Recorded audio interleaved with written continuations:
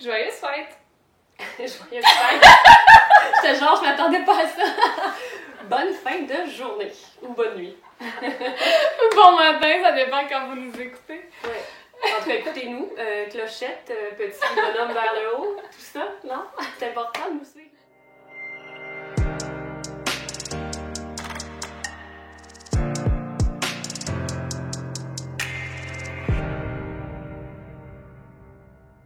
Bonjour, alors aujourd'hui on fait une première, ça va être une capsule un peu plus informelle où est-ce qu'on a le goût de jaser avec vous sur notre divan, donc de façon plus naturelle, moins préparée, on se donne des petites vacances de préparation avec les fêtes qui arrivent. Donc le premier thème qu'on voulait aborder c'était celui de la Superwoman. Ouais. Ben, en fait, la Superwoman, c'est un peu la pression que certaines femmes vont se mettre, dans le fond, à peut-être réussir tout de façon optimale, de manière quasi parfaite. Toi, qu'est-ce que tu en penses, en fait, de ça? Est-ce que c'est quelque chose que tu vois, des fois? Mais oui, je vois tellement ça. En plus, moi, je donne des ateliers, des conférences, fait que sur ce thème-là un peu, là, donc c'est vraiment, j'en vois beaucoup, des femmes, beaucoup, ben c'est sûr quand je donne mes conférences avec des parents, fait que c'est surtout des mamans, ce qui ajoute un rôle, mais ça n'empêche pas non plus que la femme qui n'a pas d'enfant vive pas le syndrome de la Superwoman, parce que comme tu disais, en fait, c'est la pression que nous, on va se mettre à combler de façon presque parfaite chacun des rôles qu'on va avoir dans toutes nos sphères de vie. Fait que ça a vraiment des impacts parce que, tu sais, quand je pense à justement les femmes que je vais voir dans mon bureau ou dans les conférences, tout ça, ben, ce qui va beaucoup ressortir, c'est justement l'espèce d'étouffement que ça vient créer, d'envahissement, de stress, d'anxiété, parce qu'il faut tout répondre parfaitement, puis surtout la culpabilité. Oui. Ah bon, ça c'est un thème que je vois tellement souvent aussi. Puis comme tu dis, quand il y a des enfants aussi, peut-être une coche de plus, parce qu'on se demande d'être super présente, super bonne au travail, mais aussi d'être une bonne conjointe qui oublie rien, qui fait bien le ménage, qui fait aussi tout ce qu'on doit faire comme rôle de mère, puis qui doit l'amener faire du sport, puis qui doit l'amener à une activité. Des fois, je pense que ça devient vraiment présent au niveau comme de la charge mentale, tout ça. Le perfectionnisme, en fait, crée aussi ce syndrome, je pense, de la Superwoman. Mais je me demande des fois pourquoi est-ce qu'en tant que femme, c'est plus présent? Pourquoi est-ce que... Mais je pense qu'il l'a quand même, il l'a chez les hommes aussi, tu sais. Sauf que chez la femme, je pense qu'il y a le fait que à la suite du congé de maternité, par exemple, il y a un retour au travail, ben là, c'est sûr que là, c'est comme si j'ajoute dans les tâches, j'ajoute dans ce que je me demande, puis là, je dois bien comme performer partout. Puis, veux pas, la société elle a tendance à créer ça aussi, ce niveau de performance-là, de dire, ben, on se doit d'être bon partout, mais à un moment donné, on peut pas être comme ça tout le temps, là. Ben, en fait, non, parce que ce que je vois des fois, c'est justement des gens qui vont être plus en épuisement ou qui vont se sentir qu'ils sont insatisfaits de leur vie. Ou même des fois, des gens ils viennent pour des difficultés relationnelles, mais la difficulté relationnelle provient du fait qu'il faut être bon dans tout, qu'il faut être parfait dans tout, que mon couple est peut-être pas assez, que je fais pas même l'amour 1,5 fois par semaine. Donc, à quelque part, toute cette anxiété-là de performance, effectivement, crée ce genre de symptômes-là du syndrome de la Superwoman, celle qui doit être bonne dans tout, qui doit performer. Mais ça amène l'épuisement, ça amène l'insatisfaction, ça amène plein de choses qui sont pas nécessairement saines pour l'équilibre de vie, en fait. Non, puis après ça, ben, tu dis justement, on revient sur le côté parfait qui vient avec ce syndrome-là, sauf que il y a le fait aussi de, c'est comme si on doit se dépasser, on doit être capable de se valoriser, puis avoir une belle carrière, puis toujours en faire plus dans notre carrière, parce que l'autre à côté en fait aussi beaucoup.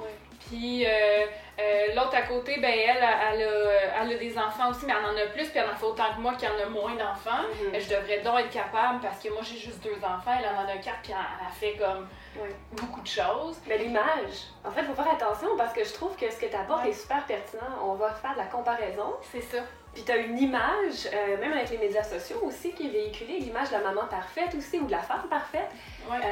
Et ça aide pas du tout, en fait. On se compare et finalement, on crée de l'anxiété ou on renforce cette image de la superwoman qu'on doit atteindre si on veut réussir notre vie. Oui, puis je pense qu'il y a un élément aussi qui vient, qui a un impact.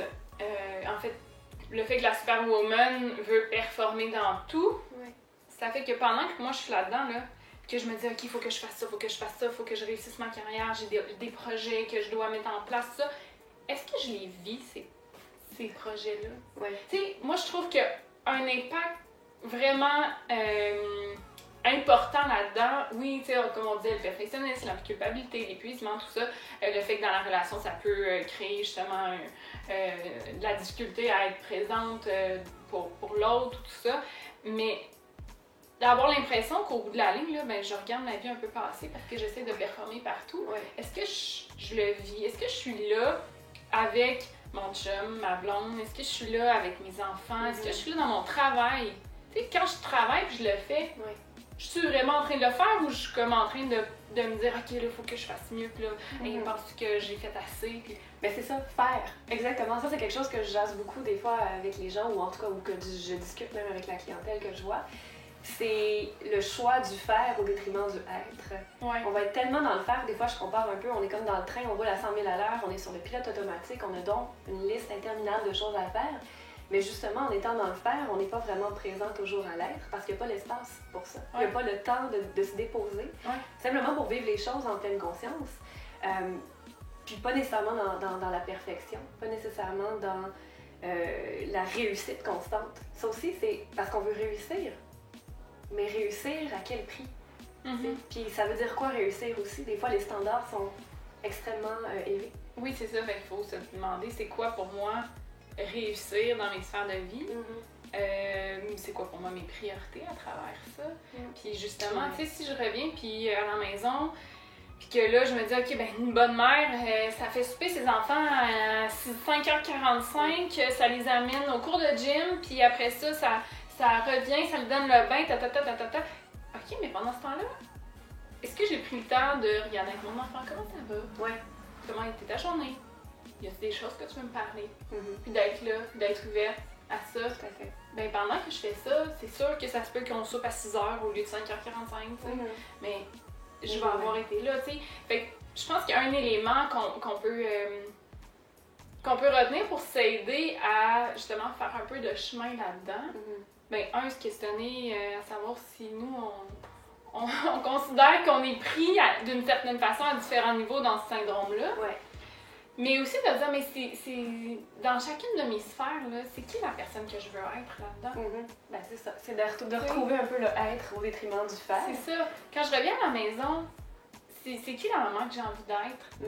Tu sais, j'ai-tu envie d'être celle qui court partout, mais qui s'assure que ses enfants ils ont des parascolaires, puis que tout est beau, puis qu'on le fait dans le bon ordre, ou j'ai envie d'être celle qui est là, qui est à l'écoute, qui est attentive, qui joue avec eux. Après ça, quand j'arrive dans mon couple, c'est qui l'amoureuse que j'ai envie d'être? Puis au travail, c'est qui la femme que j'ai le goût d'être au travail? Mais j'ai envie de me dire pourquoi de toute façon on embarque dans ça. À quoi ça nous sert? C'est un bon point. À quoi ça sert? Je pense que des fois, ça peut être un peu une compensation parce que, bon, sans rentrer dans les clichés, certaines femmes, on a besoin comme de se prouver davantage, peut-être historiquement, la place au travail, il y a plus de femmes qui vont à l'université longtemps, maintenant, tout ça. Donc, mais je pense qu'on l'a prouvé jusqu'à un certain point, là, qu'on est autant capable. Puis, j'ai l'impression que ça persiste, en fait, le désir de se prouver à soi ou aux autres, je sais pas. Puis peut-être justement que, tu sais, comme là, je disais de se questionner sur qui je veux être dans ces différentes sphères-là, mais de me poser la question à quoi ça me sert. Tout à fait. Parce que j'utilise souvent, tu sais, dans mes rencontres avec mes clients, de questionner la fonction des comportements ou des façons d'agir, des attitudes. Donc ça, de me dire à quoi ça me sert à moi, pas juste au niveau de la société ou des autres. Moi, ça me sert à quoi d'agir de cette façon-là? Puis est-ce que ça concorde avec justement que je veux. Il n'y a pas ce qu'on perçoit que les autres attendent de nous. Il y a ça aussi, c'est tout à fait ce que tu es en train de dire, c'est de revenir à soi au détriment des autres. Je peux comprendre que c'est pas toujours facile à cause de toutes les pressions externes, mais je pense que ça devient nécessaire parfois si on veut être bien. Ouais. Ben, pas nécessairement au détriment des autres, là. Revenir que je voulais dire. revenir à soi versus les autres. Les autres. Parce que c'est sûr que c'est important les autres, mais pas qu'ils soient prioritaires sur notre image de soi, puis c'est notre valeur. Quand on est dans la recherche d'approbation aussi, ce qui est l'orientation vers les autres, des fois ça nous empêche de juste relaxer, puis d'être soi-même, puis de faire des choix, pas pour qu'est-ce qu'on va en penser ou qu'est-ce qu'on va en dire, tu sais. De faire des choix basés sur nos valeurs, puis ce qu'on a envie de faire et d'être. Exactement. Fait qu'on va aller se questionner nous autres aussi sur est-ce qu'on est à quel point on est dans les superwomen, dans la pression de superwoman ou non. Merci de nous avoir écoutés. Si vous avez aimé la capsule, n'hésitez pas à faire un pouce en l'air ou à nous suivre en cliquant sur s'abonner et la petite clochette pour avoir toutes les notifications lors des nouvelles publications de capsules. Joyeux temps des fêtes! C'est mieux comme ça que tantôt quand c'est juste gris. Là au moins il y a des flocons. C'est romantique des flocons. La neige.